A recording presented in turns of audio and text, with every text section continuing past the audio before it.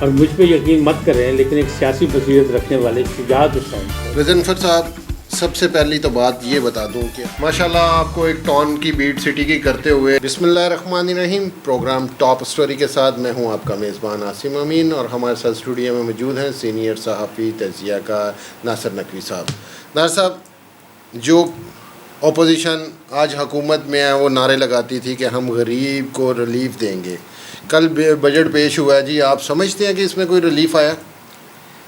دیکھیں عاصم صاحب، یہ بجٹ جو ہے نا جی، یہ بجٹ سیدھا آپ مان لیں، بلکہ میں تو سمجھ رہا ہوں آج جو ریئیکشن آیا لوگوں کا اس میں بھی یہ بات ثابت ہوگی کہ لوگوں نے برداشت کرنے کا فیصلہ کر لیا کہ انہیں پتہ تھا کہ یہ بجٹ اس سے اچھا آ ہی نہیں سکتا۔ کیوں کہ یہ 2 مہینے کی حکومت ہے، جمعہ 8 دن کی، تو آئی ایم ایف ان پہ سوار ہے، آئی ایم ایف کا معاہدہ موجود ہے، اس کے مطابق کچھ آئی ایم ایف کی تجاویز پہ یہ بنا ہوگا اور اس کو انہوں نے اگری کیا، زیادہ سے زیادہ 19-20 کیا ہے۔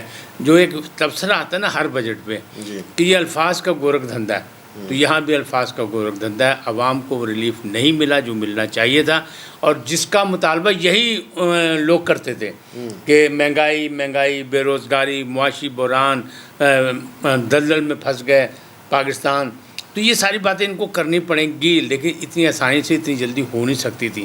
یہ جو 2 ماہ کے اندر جو آپ نے بجٹ پیش کر دیا، اس کا مقصد یہ ہے کہ یہ بجٹ جو ہے، یہ بجٹ بھی سابقہ حکومت کا بنایا ہوا ہے اور آئی ایم ایف کی تجاویز ہے۔ یہ آئی ایم ایف کا بجٹ ہے، ہمارا بجٹ ہی نہیں ہے یہ۔ صحیح، وہ تو لازمی بات ہے، وہ تو آئی ایم ایف کا پریشر تھا، لیکن جتنی مہنگائی بڑھ چکی ہے یہ واپس تو نہیں ہو سکتی۔ کبھی ماضی میں ہم نے دیکھا نہیں ہے کہ سر جی کوئی وقتی طور پہ جو ان سے مہنگائی کی ہو، آئی ایم ایف نے کہا ہو یا کسی اور نے کہا ہو پریشر سے، اور واپس گئی ہو۔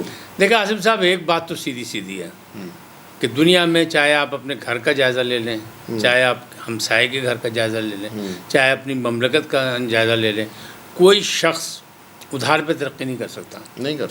تو جب آپ قرض دار ہیں، آپ نے قرض ادا کرنا ہے، قسطوں پہ جو ہے آپ خوشحالی کے خواب دیکھنے لگ جائیں، کام تو آپ کا ہو سکتا ہے۔ آپ اس بات کو مانتے ہیں جو عمران خان ماضی میں بار بار یہی بات کہتا تھا کہ میں ان چیزوں پہ سبسڈی نہیں دے سکتا، میں قرضہ اٹھا کے آپ کو ریلیف نہیں دے سکتا، کیا پھر وہ ٹھیک تھا؟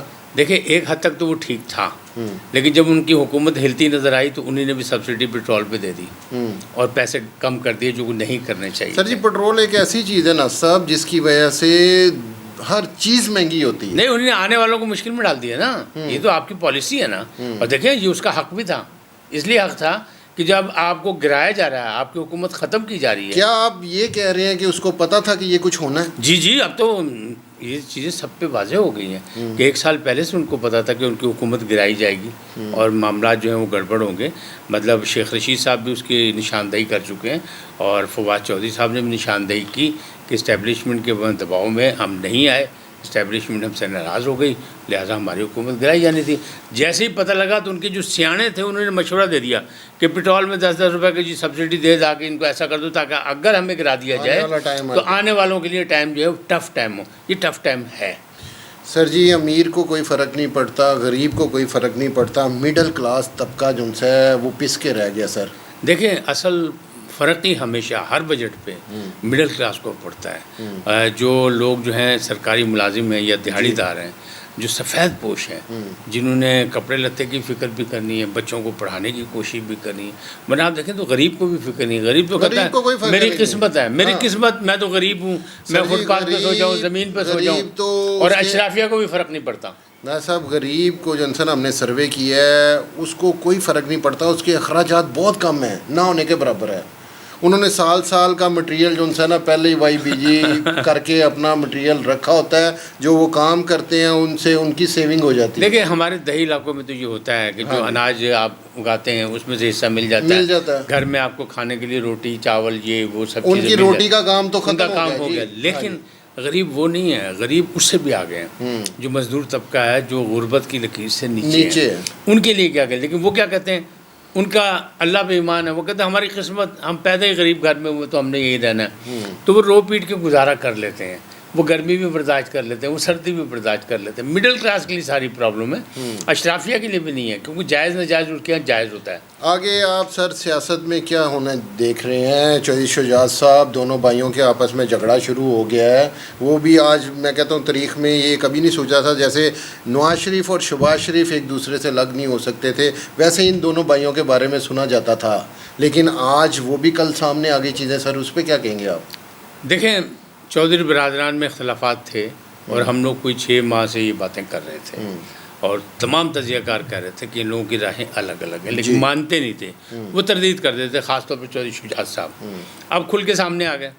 لیکن تازہ ترین اطلاع یہ ہے کہ چودھری وجاہت حسین جو شجاعت صاحب کے چھوٹے بھائی ہیں, وہ جن کا حسین الہی ہے, جس نے باقاعدہ سب سے پہلے اعلان کیا ہے کہ میرا قافلی سے کوئی تعلق نہیں, میں نے چھوڑ دیا ہے اور مستقبل کا فیصلہ میں مونس الہی سے مشورہ کر کے کروں گا.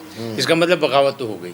لیکن اب یہ پتہ لگا ہے کہ تینوں جو ہیں چند دنوں میں مستقبل میں, یعنی جلد مستقبل قریب میں یہ لوگ بیٹھیں گے, چودھری شجاعت, وجاہت حسین اور پرویز الہی, کیونکہ ان کی خاندانی معاملات جو ہیں اس میں یہ بڑا دراڑ پڑی ہے, بہت بڑا مسئلہ بنا ہے, سیاسی طور پہ بھی, اخلاقی طور پہ بھی اور روایتی طور پہ بھی.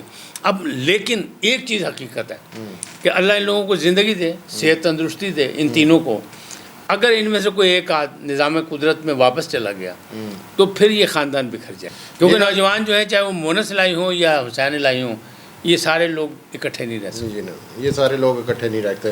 جی ناظرین, سنا آپ نے آج کی ہماری ٹاپ سٹوری. کل ایک نئے پروگرام کے ساتھ آپ کی خدمت میں حاضر ہوں گے. اپنے میزبان کو اجازت دیجیے. اللہ نگہبان.